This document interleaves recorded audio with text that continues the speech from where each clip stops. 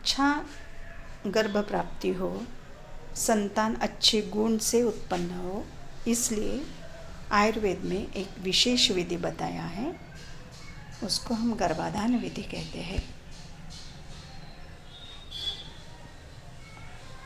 आयुर्वेद में ये मेथड इसलिए बताए हैं कि जो अपत्य है या संतान है या अपने बच्चे हैं, वो फिजिकली और मेंटली हेल्दी रहे, स्ट्रांग रहे, और इस विधि को हम गर्भाधान विधि कहते हैं।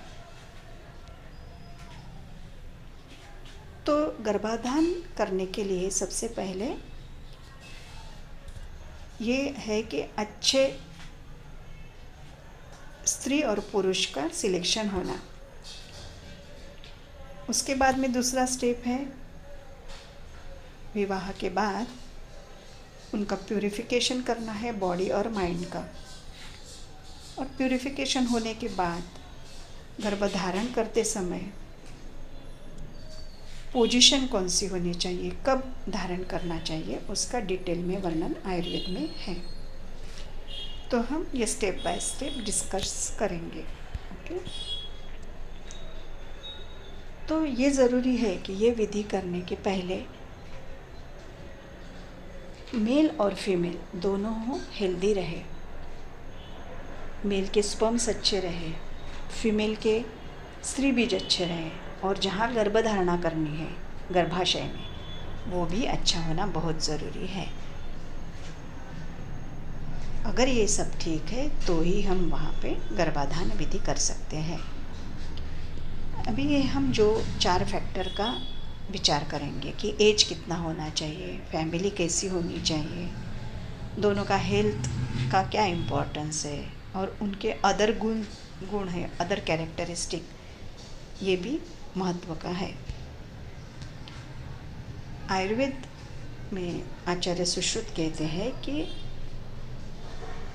पुरुष की एज मिनिमम 25 ईयर्स होनी चाहिए गर्भधारणा करने के लिए, और फीमेल की मिनिमम 16 ईयर्स होना चाहिए। फैमिली का विचार करें तो दोनों डिफरेंट फैमिली से बिलोंग होना चाहिए, एक ही फैमिली के नहीं, यानी डिफरेंट गोत्र के होने चाहिए। उसको हम बोलते हैं अतुल्य गोत्र।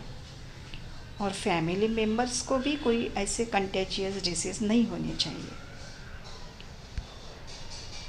हेल्थ के बारे में बताया है कि फिज़िकली और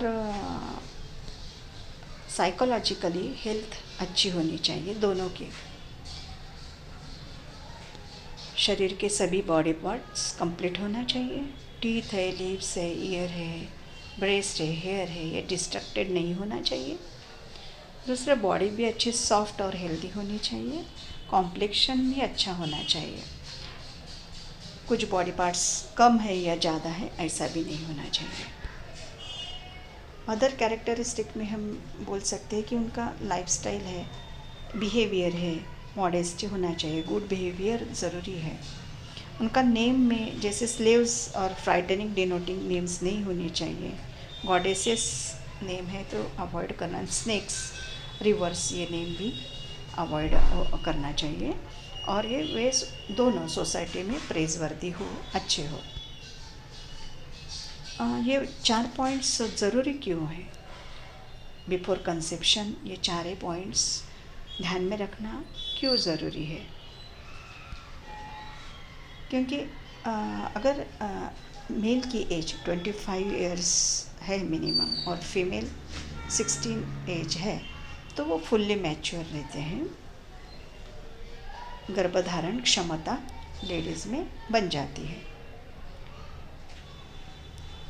इफ़ बहुत ही ओल्ड है और या बहुत यंग है तो उनमें प्रेगनेंसी होने में डिफ़िकल्टीज़ आती है।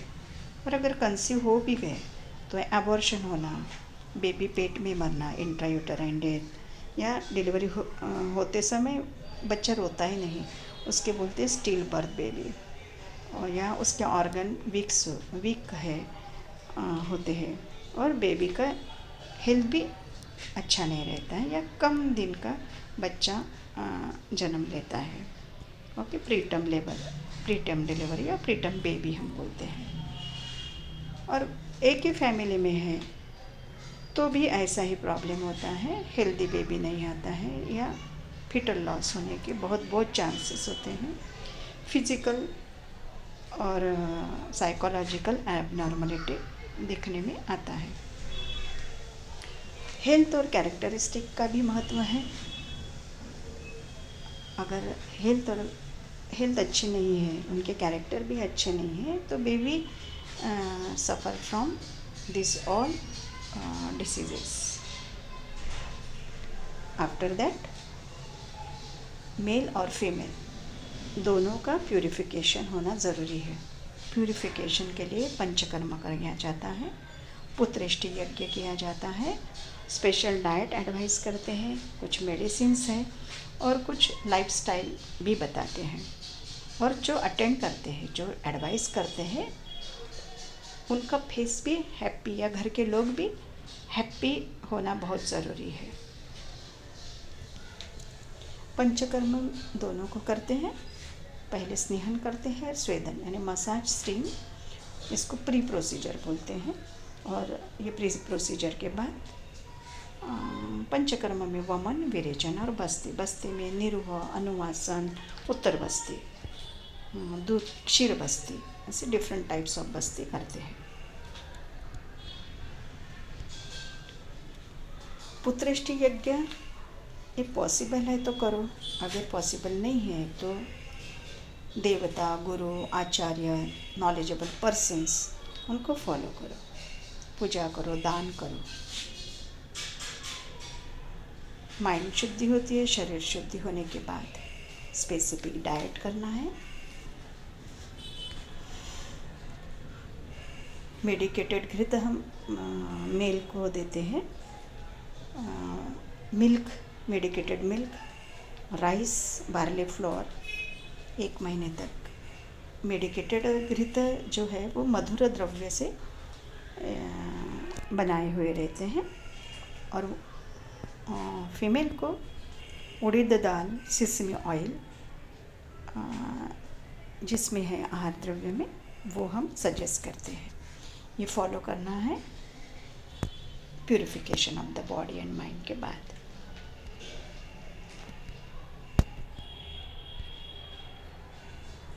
मधुर द्रव्य या मधुर वर्ग मेडिसिन क्यों देते हैं, ये भी बहुत इम्पॉर्टेंट है, क्योंकि इनका एक्शन ही ऐसा है कि नया जीव जन्म होने के लिए सपोर्ट करे।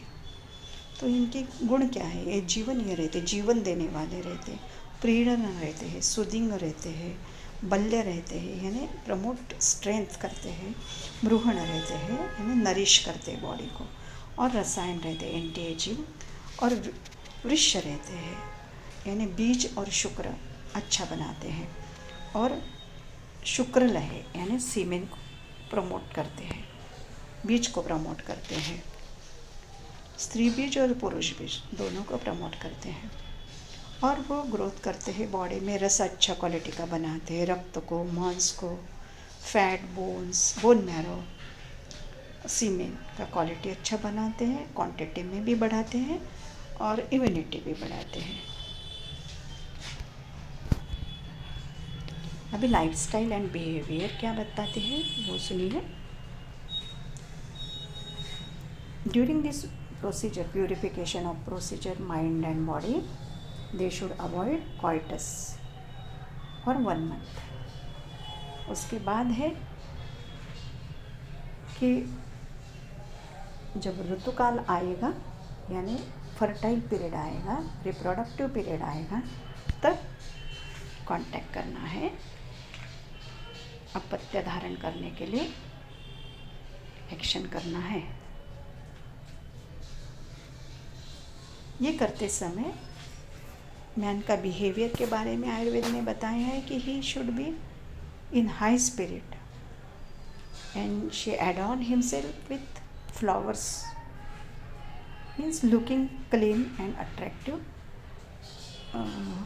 और psychologically he should think of his wife only, अपने बीवी के बारे में ही सोचना चाहिए। अट्रैक्टिव होना चाहिए। वुमन के बारे में भी ऐसा ही है, उसने भी सिर्फ अपने हस्बैंड को प्रति प्रीति होना चाहिए। अट्रैक्टिव आर्टिकल्स पहनने चाहिए, गहने, अच्छे गहने पहनना चाहिए और उसे आनंद भी मिले, साइकोलॉजिकली भी वो आनंदित रहे और दोनों एक दूसरे के साथ पोलाइट वर्ड्स से पोलाइट बोलें, पोलाइट बिहेवियर रहना चाहिए, जेंटल बिहेवियर होना चाहिए।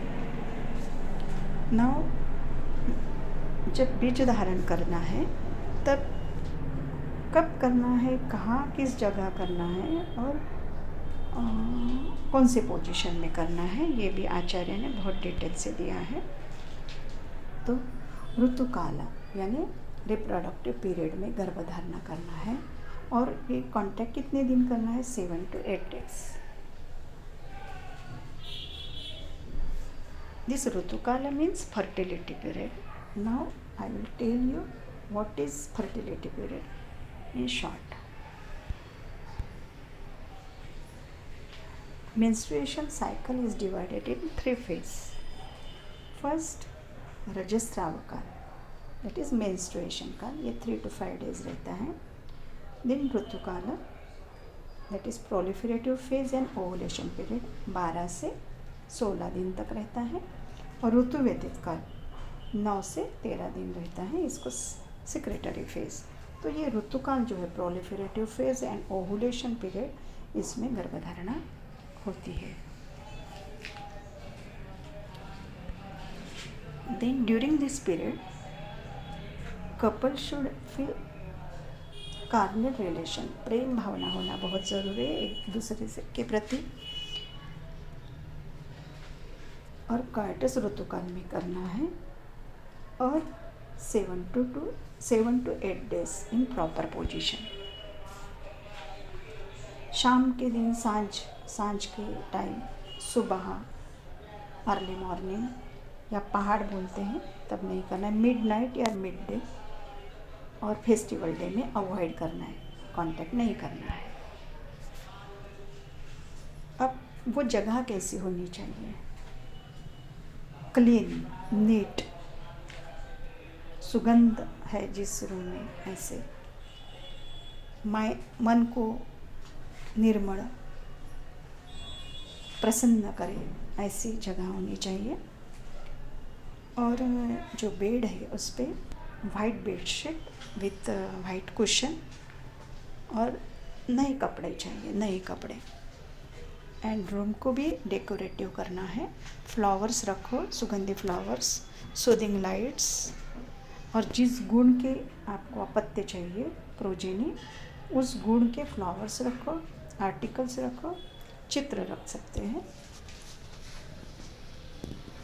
To get child with good character, the coitus to be perform in seclusion, एकांत होना चाहिए, वहाँ किसी का इंटरफेयर नहीं होना चाहिए, आवाज़ नहीं चाहिए ज़्यादा, शांति रखना बहुत ज़रूरी है। और quarters should be avoided in improper, open and unclean place. Now what is the position?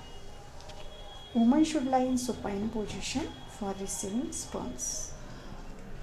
Why this position is very important? Because in this position, Vata, Pitta and Kapha remains in their normal place.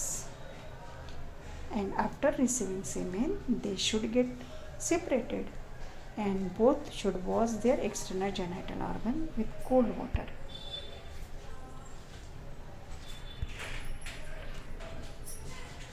After receiving semen, they should get separated and both should wash their external genital organs. Now, after this ये process होने के बाद women should avoid working near fire, hot sun, and also avoid excessive physical work, exercise, grief and stress. रोना नहीं है, शोक नहीं करना है, ज़्यादा स्ट्रेस नहीं चाहिए, गर्म जगह पे काम नहीं करना है और ज़्यादा हेवी वर्क भी अवॉइड करना है। According to Acharya Sushruta, coitus should be done on alternate day in Rutukala and in all season. And if there is summer season, then for only one day, that is on 15th day of menstruation. और एक है कि एकादशी है या त्रयोदशी है, उस दिन contact नहीं करना है, because baby may suffer from hermaphroditism. And 14-16 दिन ऋतुकाल में कांटेक्ट होने के बाद ब्रह्मचर्य व्रत रखना है, फिर से कांटेक्ट नहीं करना चाहिए, नहीं तो अगर रह गया है तो वो बेबी का फिटस का एबॉर्शन हो सकता है। अगर गर्भधारणा हो गई है तो आगे गर्भिणी परिचर्या, आयुर्वेदिक मेडिसिन्स या आहार या विहार वो फॉलो करना पड़ता है, उसको गर्भिणी परिचर्या बोलते हैं। और अगर गर्भ नहीं रहा तो मेंस्ट्रुएशन होगा, पीरियड आएगा। पीरियड आ जाने के बाद अभी तक जो प्रोसीजर बताई है गर्भाधान विधि का, फिर से फॉलो करना है। आचार्य सुश्रुत बोलते हैं कि कांटेक्ट करते समय जो डेकोरेशन है, जो क्लोथ्स है, उनका जो कलर है या फूड है, जो बिहेवियर आप कंडक्ट करेंगे, गर्भ बेबी भी आपको उसी कैरेक्टर का प्राप्त होगा। अभी ये गर्भाधान विधि का महत्व क्या है, क्यों करना है? आयुर्वेद बोलता है एवं जातारूपवन्तः सत्त्ववन्तः चिरायुषः भवन्ति ऋणस्य मुक्ताः सपुत्राः पुत्रिणे हिताः। अगर गर्भाधान विधि से अपत्य प्राप्ति हो गई तो वो दिखने में अच्छा रहता है, उसका बिहेवियर अच्छा रहता है, उसका आयुष्मान बहुत अच्छा रहता है, और हर तरह से वो फिजिकली एंड साउंड रहता है, उसका माइंड भी साउंड रहता है, इम्यूनिटी अच्छी रहती है, और वो अपने माता पिता को ऋणमुक्त करता है। ये रेफरेंस, धन्यवाद, थैंक यू।